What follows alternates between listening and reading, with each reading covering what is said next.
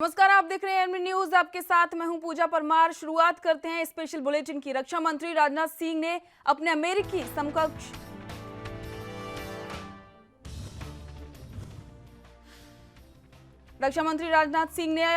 समकक्ष mark T Esper के साथ टेलीफोन पर की बातचीत। दोनों नेताओं के बीच भारत और चीन के मौजूदा गतिरोध पर हुई चर्चा। द्विपक्षीय रक्षा और सुरक्षा सहयोग को और बढ़ावा देने के तरीकों पर हुई बातचीत।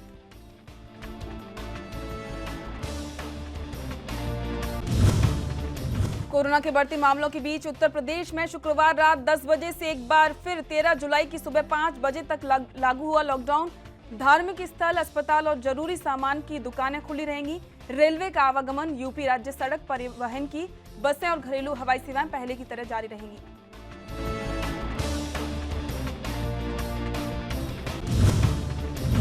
कानपुर में विकास दुबे के अंतिम संस्कार के बाद भड़की पत्नी ऋचा दुबे। मीडिया कर्मियों के सवालों पर किया आपत्तिजनक भाषा का इस्तेमाल।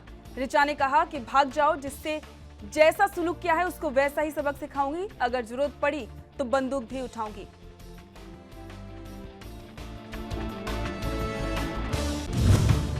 महाराष्ट्र में पिछले 24 घंटों में कोरोना संक्रमण के रिकॉर्ड तोड़ नए मामले सामने आए हैं। 7,862 नए मामले, 226 लोगों की मौत। राज्य में अब कुल 2,38,461 केस, इनमें से 9,893 लोगों की मौत हो चुकी है। कोरोना के खौफ के चलते मुंबई के कल्याण इलाके में 9 जुलाई तक लॉकडाउन बढ़ा दिया गया है।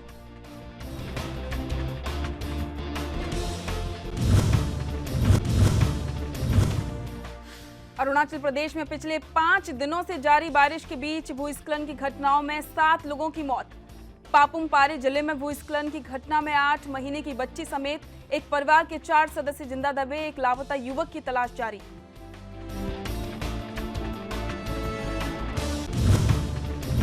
पूर्वी लद्दाख में भारत चीन के बीच सीमा विवाद को लेकर पैदा हुए तनाव पर भारत में चीन के राजदूत ने कहा, बातचीत के जरिए ही दोनों देशों को सीमा विवाद का हल निकालना चाहिए। भारत और चीन को प्रतिद्वंदियों के बजाय भागीदारी होनी चाहिए। विकास दुबे के एनकाउंटर, शिवसेना नेता संजय राउत बोले, कुख्यात अपराधी विकास दुबे के एक मुठभेड़ में मारे जाने को लेकर आंसू बहाने की कोई जरूरत नहीं। साथ ही कहा कि पुलिस की कार्रवाई पर सवाल क्यों उठाए जा रहे हैं, ये बहुत ही गलत है।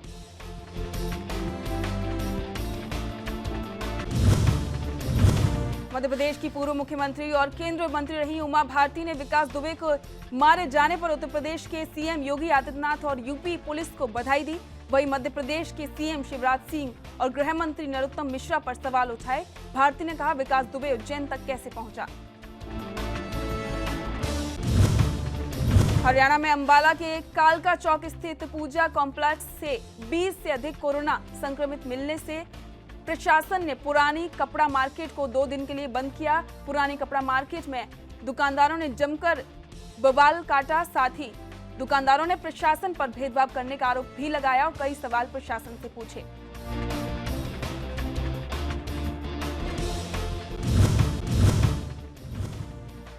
पंजाब के भटिंडा के आदर्श नगर के पास खाली प्लॉट में एक अज्ञात व्यक्ति की मिली लाश। घटनास्थल पर पुलिस ने पहुंचकर शुरू की जांच अधिकारियों ने कहा कि देखने में यह हत्या का मामला है, तो वहीं लाश को पोस्टमार्टम के लिए भटिंडा के सिविल अस्पताल भेजा। आम आदमी पार्टी के वरिष्ठ नेता और सांसद भगवंत मान ने अकाली दल की टूट पर तंज कसा और सुखदेव सिंह ढींढसा की पार्टी को लेकर विक्रम मजीठिया और केंद्रीय मंत्री हरसिमरत कौर बादल पर निशाना साधा। साथ ही उन्होंने कहा कि सुखबीर बादल अब अकेली रह गए हैं। उत्तर प्रदेश के कन्नौज में टिड्डी दल का आतंक जारी। किसानों ने बर्तन बजाकर टिड्डियों को भगाने की कोशिश की। किसानों का कहना है कि वो बहुत परेशान है। टिड्डी दल सारी फसल खराब कर रहे हैं। किसी तरह शोर करके टिड्डी दल को भगाया जा रहा है।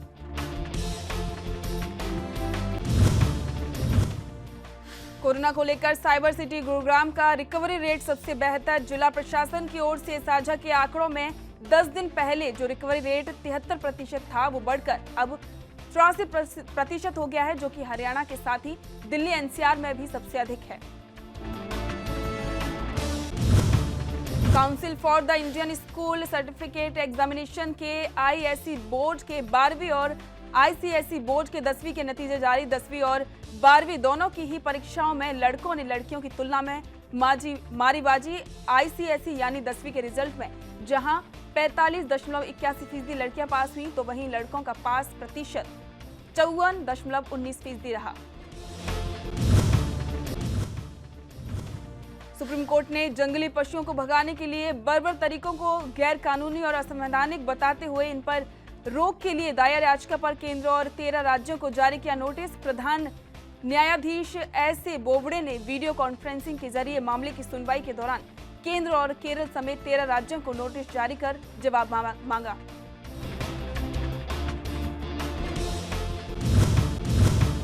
नेपाल के प्रधानमंत्री केपी शर्मा ओली के राजनीतिक भविष्य का फैसला करने वाली नेपाल की सत्तारूढ़ कम्युनिस्ट पार्टी की अहम बैठक पर एक बार फिर स्थगित। एक बार देश में बाढ़ आने की वजहों का हवाला देते हुए हर हफ्ते के लिए बैठक टाल दी गई। अमेरिका ने पाकिस्तान को दिया एक और झटका, इंटरनेशनल एयरलाइंस पर बैन लगाया। अमेरिका के डिपार्टमेंट ऑफ ट्रांसपोर्टेशन ने कहा कि हमने पाकिस्तानी इंटरनेशनल एयरलाइंस को परमिशन देने से जुड़ा फैसला बदल दिया। इसके तहत पाकिस्तानी इंटरनेशनल एयरलाइंस अमेरिका में चार्टर फ्लाइट चला सकती है।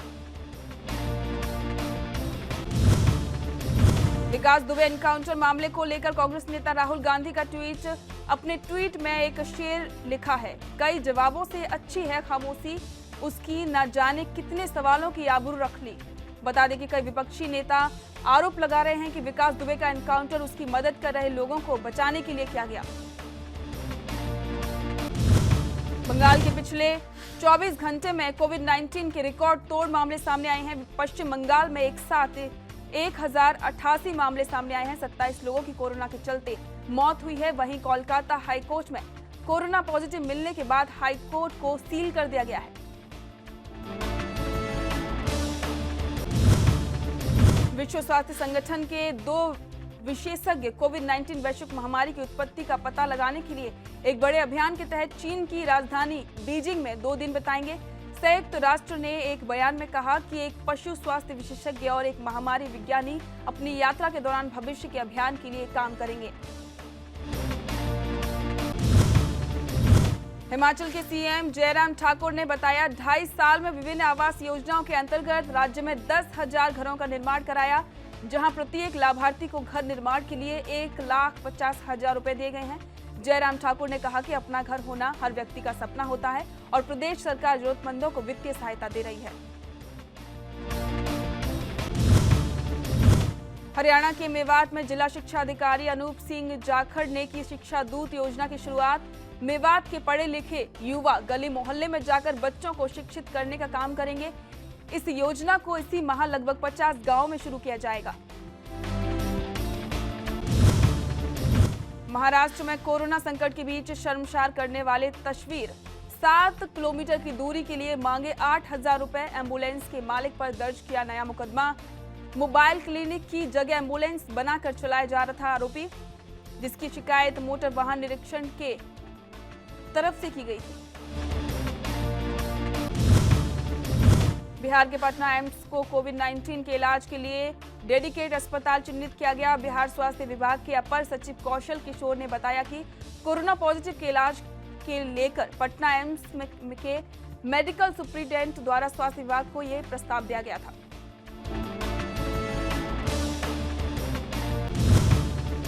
विश्व स्वास्थ्य संगठन ने मुंबई के सबसे बड़े स्लम एरिया धारावी में कोरोना वायरस ब्रेक के लिए की तारीफ। WHO ने कहा, धारावी में कोरोना वायरस को रोकने के लिए किए गए प्रयासों की बदौलत आज ये इलाका कोरोना से फ्री होने की कगार पर। इस राष्ट्रीय एकता और वैश्विक एकजुटता के साथ मिलकर ही इस महामारी को रोका जा सकता है। बीजेपी नेता सुब्रमण्यम स्वामी ने सुशांत सिंह राजपूत की आत्महत्या मामले में सीबीआई जांच के लिए वकील नियुक्त किया। सुब्रमण्यम स्वामी ने ट्वीट कर लिखा, मैंने ईशान को एक संभावित सीबीआई जांच या सुशांत सिंह राजपूत की कथित आत्महत्या मामले में PIL या आपराधिक शिकायत करने के लिए एक प्रक्रिया शुरू करने के लिए कहा है। ईशान सिंह भंडारी संभावित सीबीआई जांच के लिए सभी जानकारी एकत्रित करेंगे।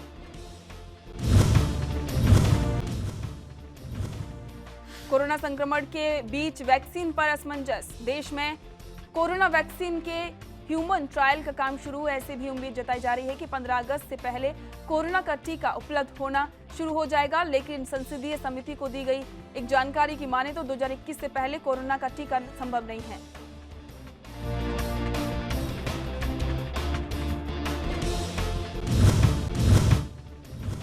भारतीय खुफिया एजेंसी को मिली कश्मीर में पुलवामा जैसे हमलों की आतंकी साजिश करने की सूचना।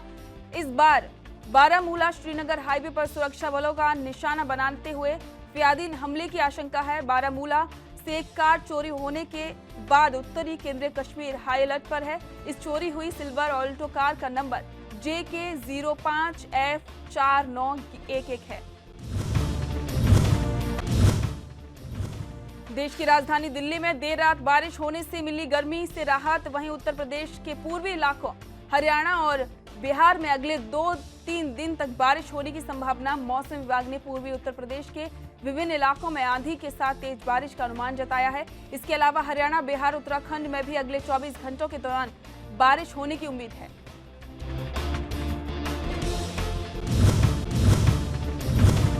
राजस्थान में अशोक गहलोत की सरकार गिराने की साजिश को लेकर जयपुर में स्पेशल ऑपरेशन ग्रुप ने मुकदमा दर्ज किया। जानकारी के मुताबिक जिसमें लिखा हुआ है कि स्पेशल ऑपरेशन ग्रुप 13 जून को अवैध हथियारों और विस्फोटकों की तस्करी को लेकर टेलीफोन टैपिंग कर रहा था, जिसमें कॉल के सुनने पर पता चला है कि अशोक गहलोत सरकार को गिराने की साजिश हो रही है। दिल्ली गाजियाबाद और दिल्ली नोएडा के बॉर्डर 13 जुलाई सुबह 5 बजे तक सील हो गए हैं। दिल्ली से अप्सरा बॉर्डर, आनंद विहार, गाजीपुर, कालिंदी कुंज, मयूर विहार, सभापुर, लोनी, सीमापुरी समेत प्रत्येक बॉर्डर पर आवाजाही पर रोक लगा दी गई है। इन बॉर्डरों पर 13 जुलाई सुबह 5 बजे तक केवल आवश्यक सेवाओं में लगे लोग और वाहनों को आवाजाही की अनुमति रहेगी। विश्व में चीन को लेकर घमासान जारी। वहीं मशहूर ऑनलाइन साइट अमेज़न का चीन प्रेम साफ नजर आया। हाल ही में अमेज़न की तरफ से बयान आया कि चीनी ऐप टिकटॉक को लेकर उसने अपनी नीति में कोई बदलाव नहीं किया, लेकिन बाद में अमेज़न ने टिकटॉक ऐप को फोन से डिलीट करने को गलत बताया। ट्रॉपिकल स्टॉर्म फे ने अटलांटिक सिटी न्यू जर्सी में भारी बारिश और तेज हवाओं के साथ पूर्वी तट को जमींदोज कर दिया। तूफान न्यूयॉर्क शहर से लगभग 50 मील दक्षिण पश्चिम में स्थित था और संबंधित विभाग ने कहा कि तूफान लगभग 14 मील प्रति घंटे की रफ्तार से उत्तर की ओर बढ़ रहा था। सड़क दुर्घटनाओं में होने वाली मृत्यु दर को कम करने के लिए तमिलनाडु का रोड मॉडल तैयार। राजस्थान में अपनाया जाएगा। स्थानीय यातायात के मुद्दों को सुलझाने पर जोर देने के साथ ही राज्य में सड़क सुरक्षा की जानकारी को स्कूली पाठ्यक्रम में शामिल करने का प्रस्ताव रहेगा। अतिरिक्त मुख्य सचिव परिवहन रोहित कुमार सिंह ने जानकारी दी। अमेरिका में पिछले 24 घंटों में 70,000 से ज्यादा कोरोना के केस मिले हैं, जो किसी भी देश में महामारी शुरू होने के बाद से सबसे ज्यादा उछाल है। जॉन हॉपकिंस यूनिवर्सिटी के आंकड़ों के मुताबिक अमेरिका में अब तक 3,183,856 लोग कोरोना से पीड़ित हैं। चीन से तनाव के बीच भारत में चीनी कंपनियां अपने आर्थिक साम्राज्य को लगातार बढ़ाने में जुटी है। हैरानी की बात यह है कि लद्दाख में हाल ही है भारत और चीन की सेना में टकराव के बावजूद चीनी कंपनियों भारत के बड़े बड़े टेंडरों में शामिल हो रही हैं और अरबों का ठेका हासिल करने में जुटी हैं। जम्मू कश्मीर में सुरक्षा बलों को बड़ी कामयाबी। सुरक्षा बलों ने हंतवाड़ा के नौगाम सेक्टर में नियंत्रण रेखा के पार संदिग्ध हरकतें देखी। इसके बाद सुरक्षा बलों ने मोर्चा संभाला।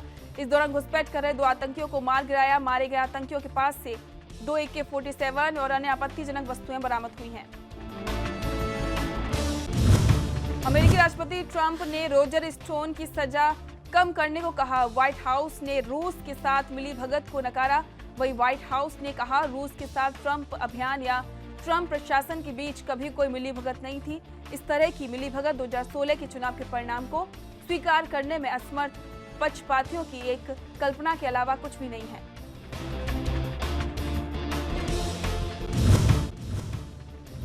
पेट्रोल डीजल की कीमतों में आज कोई बदलाव नहीं आया। बीते सोमवार को डीजल के दाम बढ़ाए गए थे। वहीं इससे पहले लगातार 7 दिनों तक पेट्रोल डीजल की कीमतों में कोई बदलाव नहीं हुआ था। मालूम हो कि जून में लगातार 21 दिनों तक पेट्रोल डीजल की कीमतों में इजाफा हुआ था। दिल्ली के ILBS संस्थान ने प्लाज्मा का स्टॉक बढ़ाने के लिए एक नई व्यवस्था शुरू की। इसके तहत अब जिस भी अस्पताल को अपने कोरोना मरीज के लिए प्लाज्मा चाहिए होगा, उसे मरीज के परिवार वालों के साथ एक प्लाज्मा डोनर भी भेजना होगा। पंजाब में शुक्रवार को 4 और लोगों की मौत के साथ ही सूबे में कोरोना वायरस के मरने वालों की संख्या 187 हुई। इस बीच 217 नए पॉजिटिव केसों की भी पुष्टि हुई है, जिसमें 68 लोगों की जो हालत है वो नाजुक है। 59 मरीज ऑक्सीजन सपोर्ट पर हैं, जबकि 9 मरीज वेंटिलेटर पर हैं। विकास दुबे के एनकाउंटर के बाद पुलिस का एक्शन जारी। विकास दुबे और उसके गैंग को शरण देने वालों पर शिकंजा। इसी कड़ी में ग्वालियर के रहने वाले 2 लोगों को गिरफ्तार किया गया। इस दोनों पर कानपुर कांड में शामिल आरोपी शिवम दुबे और शशिकांत पांजे को शरण देने का आरोप है।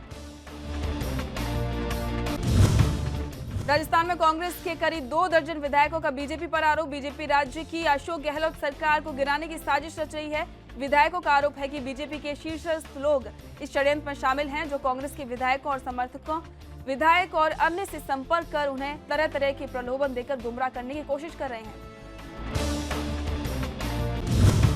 दिल्ली सरकार लगातार कोरोना जांच का दायरा बढ़ाते हुए सरकार ने निर्णय लिया है कि अब रिक्शा, ऑटो और टैक्सी चालकों की भी कोरोना की जांच की जाएगी। इसके लिए सभी जिलों में कैंप लगाए जाएंगे। सरकार की ओर से जारी आदेश में कहा गया है कि इस सभी लोगों का जनसंपर्क काफी ज्यादा रहता है, ऐसे में संक्रमित होने की संभावना बढ़ जाती है। कानपुर में गैंगस्टर विकास दुबे के अंतिम संस्कार के बाद देर रात लखनऊ में विकास दुबे का बड़ा लड़का आकाश अपनी दादी सरला दुबे से मिलने पहुंचा। कृष्णा नगर में चाचा दीप प्रकाश दुबे के घर पहुंचा। हालांकि मौके पर पुलिस पहुंच गई और उसे अपने साथ ले आई। मुंबई के बोरीवली पश्चिम इलाके में आज सुबह एक शॉपिंग सेंटर में भीषण आग लग गई। आग की सूचना मिलते ही 14 दमकल की गाड़ियां मौके पर पहुंची। राहत और बचाव कार्य जारी है।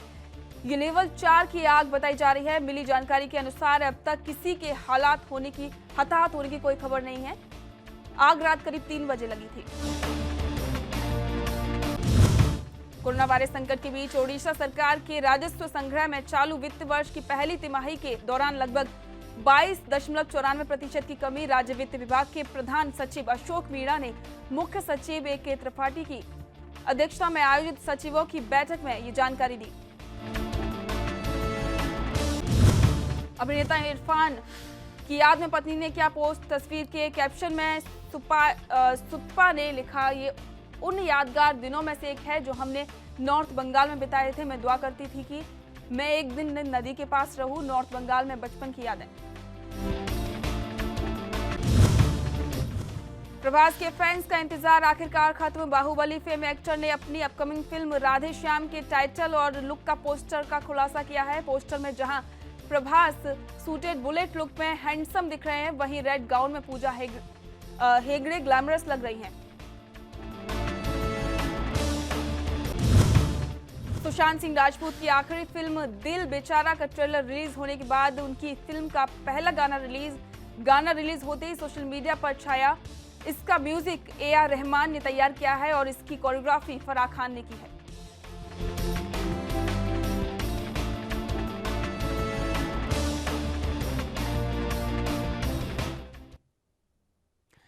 इस बुलेटिन में फिलहाल इतना ही। देश दुनिया की तमाम खबरों को जानने के लिए देखते रहिए NV न्यूज। नमस्कार।